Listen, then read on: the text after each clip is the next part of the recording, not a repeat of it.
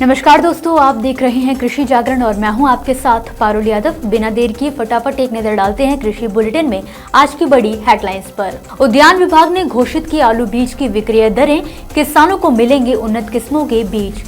झारखंड के सीएम ने किया डेयरी प्रोसेसिंग प्लांट का उद्घाटन, अब दुग्ध उत्पादन के क्षेत्र में आत्मनिर्भर बनेगा राज्य।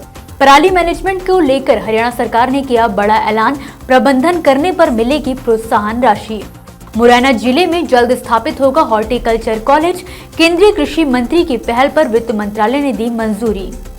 कानपुर से सामने आया अजीबोगरीब मामला, 2 बकरियों की शिकायत लेकर थाने पहुंचा किसान।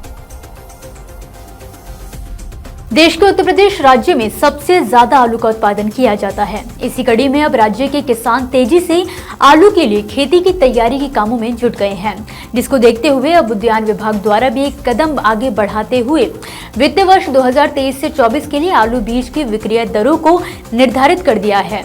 विभाग के अनुसार इस बार पूरे राज्य में 42,728 क्विंटल आलू के बीज किसानों को निर्धारित दरों पर बेचे जाएंगे, जिनमें आधारित प्रथम आलू की कीमत 3,325 रुपए प्रति क्विंटल, आधारित द्वितीय आलू 2,915 रुपए प्रति क्विंटल और ओवर साइज प्रथम आलू 2,655 रुपए प्रति क्विंटल, जबकि ओवर साइज द्वितीय आलू की कीमत 2,600 रुपए प्रति क्विंटल निर्धारित की गई है। खास बात यह है कि उद्यान विभाग द्वारा इस साल लाल व सफेद आलू की प्रजातियों की विक्रय दर एक समान तय की गई है।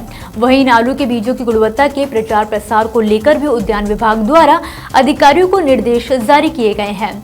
जाहिर है कि आलू के लिए कुफरी बहार, चिपसोना, कुफरी सूर्या, कुफरी खयाती, कुफरी भोग, कुफरी गंगा और कुफरी बादशाह जैसी किस्मों की बिक्री होगी, क्योंकि आलू की इन किस्मों का उत्पादन भी काफी ज्यादा है।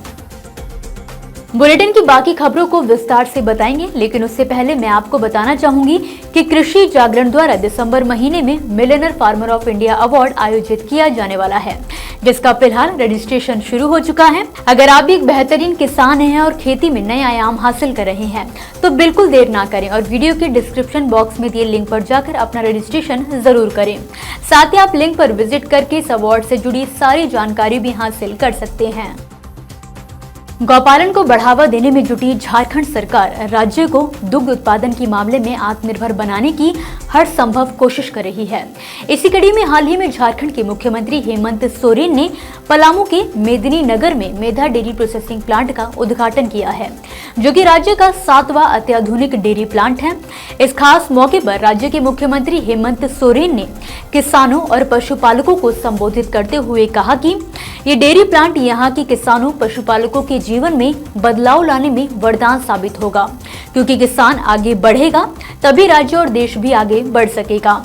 मुख्यमंत्री ने प्लांट के बारे में जानकारी देते हुए किसानों को बताया कि पलामू का मेधा डेयरी प्लांट राज्य का 7वां डेयरी प्लांट है। लगभग 28 करोड़ रुपए की लागत से निर्मित इस अत्याधुनिक डेयरी प्लांट से करीब 25,000 किसानों पशुपालकों को सीधा फायदा होगा। इस डेयरी की वर्तमान में प्रतिदिन 50,000 लीटर दूध की प्रोसेसिंग और पैकेजिंग की क्षमता होगी, जिसे 1 लाख लीटर प्रतिदिन तक बढ़ाया जा सकेगा। यहाँ दूध के स्टोरेज और प्रोसेसिंग के लिए 4 मिल्क साइलो लगाए गए हैं। वहीं इस डेयरी प्लांट का संचालन झारखंड मिल्क फेडरेशन करेगा। पराली प्रबंधन को लेकर पंजाब व हरियाणा दोनों ही सरकारों द्वारा तरह तरह से प्रयास किए जा रहे हैं।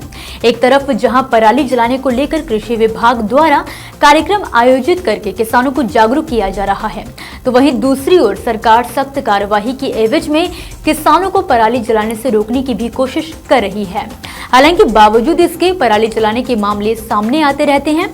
इसी कड़ी में अब हरियाणा सरकार द्वारा हाल ही में किसानों को स्ट्रॉ बेलर की मदद से पराली की गांठें बनाने पर प्रति एकड़ 1,000 रुपए की प्रोत्साहन राशि देने का ऐलान किया गया है। जरूरी बात यह है कि अगर कोई भी किसान सरकार की इस योजना का लाभ लेना चाहता है तो वो 30 नवंबर से पहले कृषि विभाग हरियाणा की आधिकारिक वेबसाइट www.agriharyana.gov.in पर जाकर अपना आवेदन कर सकता है। जानकारी के लिए आपको बता दें कि पराली मैनेजमेंट के लिए सरकार ने सामान्य वर्ग के लिए 1016 और आश्रित श्रेणी के लिए 108 किसानों को इससे संबंधित मशीनें उपलब्ध करवाई हैं।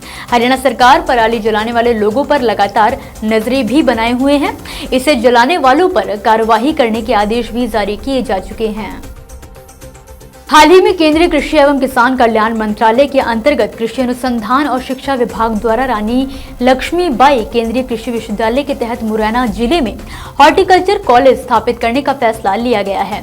इसकी स्थापना को वित्त मंत्रालय द्वारा केंद्रीय कृषि एवं किसान कल्याण मंत्री नरेंद्र सिंह तोमर की पहल पर मंजूरी दी गई है।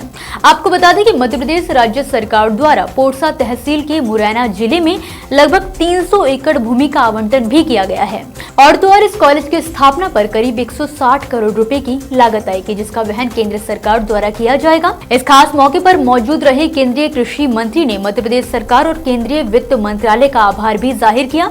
वहीं उन्होंने बताया कि क्षेत्र में ये कॉलेज अपनी तरह का पहला कॉलेज होगा और इसमें स्नातक स्तर की पढ़ाई होगी, जिसमें फल विज्ञान, सब्जी विज्ञान, फूलों की खेती और भू निर्माण, पौध संरक्षण, सामाजिक विज्ञान और प्राकृतिक संसाधन प्रबंधन समेत बुनियादी विज्ञान आदि जैसे कई विभिन्न भाग होंगे। इस कॉलेज के माध्यम से हॉर्टिकल्चर संबंधी अनुसंधान कार्यों को भी गति मिलेगी, साथ ही नए रोजगार भी पैदा होंगे और क्षेत्र के किसानों की आमदनी बढ़ाने में भी ये कॉलेज सहायक होगा।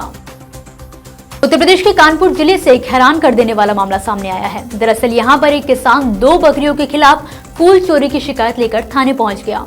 किसान का कहना है कि कुछ बकरियां उसके खेत में घुसकर गेंदे के फूल खा गई। हालांकि मौके से वो सिर्फ 2 बकरियों को ही पकड़ सका, लेकिन उन्हें भी उसने ऑटो में भरा और सीधे पुलिस के पास लेकर पहुंच गया। आपको बता दें कि ये पूरी घटना भीतरगांव इलाके के गौरी काकरा गाँव की है, जहाँ आसपास फूलों की खेती होती है।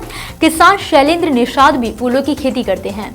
इस बार उन्होंने गेंदे के फूलों की खेती की थी, लेकिन बीते कुछ दिनों से हर शाम कोई चुपके से उनके फूलों को नुकसान पहुंचा रहा था, जिसकी पड़ताल करने के लिए एक शाम शैलेंद्र लाठी लेकर खेतों पर ही बैठे रहे तो उन्होंने देखा कि एक तरफ से 4-5 बकरियां उनके खेतों में घुस आई हैं और फूल खा रही हैं। इसके बाद किसान ने 2 बकरियों को पकड़ा और पुलिस थाने लेकर आ गया। पुलिस ने फिलहाल बकरियों के मालिक का पता लगाया तो पता चला कि बकरियां एक लड़की की हैं, तो पुलिस ने हिदायत देकर दोनों के बीच समझौता करा दिया। तो दोस्तों, आज के कृषि बुलेटिन की बड़ी खबरों में फिलहाल के लिए बस इतना ही। आप मुझे दीजिए इजाजत और खेती किसानी से जुड़ी हर अपडेट के लिए देखते रहिए कृषि जागरण। धन्यवाद।